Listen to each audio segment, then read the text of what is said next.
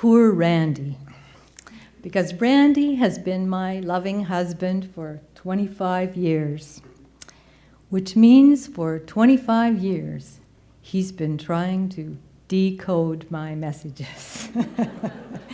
And don't get me wrong, Randy's a great guy, but he is not a great decoder. Now, if it has to do with kayaking, he gets it. He's into making Greenland kayak paddles and taking kayaking trips all over creation. But when it comes to communicating, kayak guy and I do not speak the same language. A few years ago, I had a birthday coming up. Money was tight, so I casually mentioned, "Don't get me anything for my birthday this year."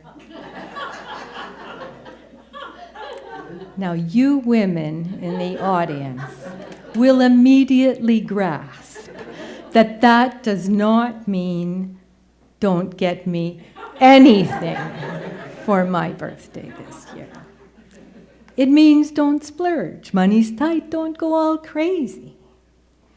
Birthday comes, day wears on, nothing, nada, zip. Bedtime. I can't take it anymore. I blurt out, "You didn't get me anything?" "Oh, I almost forgot," he says. Reaches into the bedside table, opens the drawer, pulls out a small wrapped package. I rip open the paper. "You got me batteries." He says, "They're rechargeables." "Oh, rechargeables. All righty then." The thing is, you can't even get mad because he was trying to follow orders and he was trying to help me. The week before, my camera had let me down, and he remembered that I needed batteries, and they were right in the price range. That's the thing about Kayak Guy. He always wants to be helpful, and it's just that his idea of how to help and mine don't always mesh. They sure didn't at my daughter's wedding. And I tell this story, although it happened a few years ago, I'll tell it in the present tense, because the memory is still so vivid.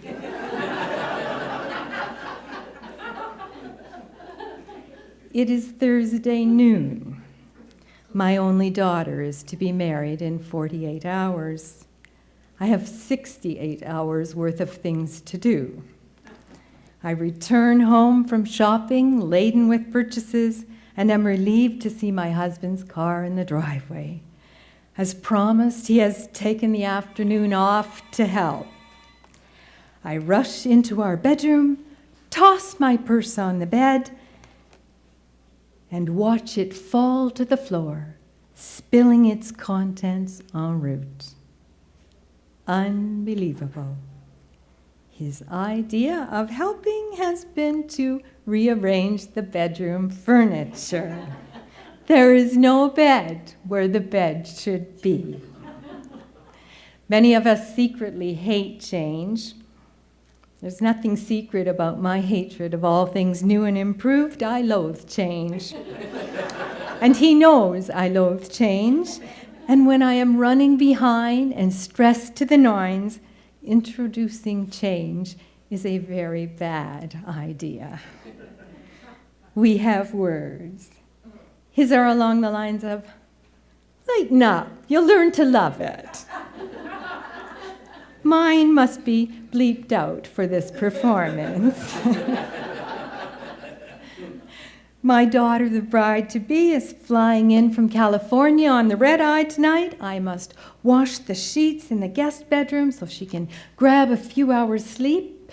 I check my to-do list, groan. Again, he says, "Lighten up," receives the evil eye. 1 a.m., I managed to locate the bed via the sound of kayak guys snoring. Fall in exhausted. A few too short hours later, the sound of our basset hounds barking at the squeak of the front door opening alerts me that the bride-to-be has arrived. I grab my robe, rush to hush them, and run directly into the sharp corner of the mahogany wardrobe. A wardrobe that was never in my path until someone helpfully rearranged things. The room spins. The incoming bride is greeted with a cacophony of barks and screams. An hour of ice on my eye and cheekbone confirms the worst. The mother of the bride will have a black eye. Have I mentioned I hate change? I rail at my helpmate between sobs of despair. Think of the wedding pictures, I cry. The mother of the bride will be wearing a $400 gold satin gown and a purple eye. Lighten up, says my change-loving optimist. It'll be better by then. I do the math. A black eye healed in 30 hours. I wail in despair. 24 hours later, wedding day. The eye has morphed into a ghastly greenish purple. It's neon, I shriek. The father of the bride attempts a something borrowed, something black and blue wedding joke. It is poorly received. An emergency makeup session has been booked at a local salon.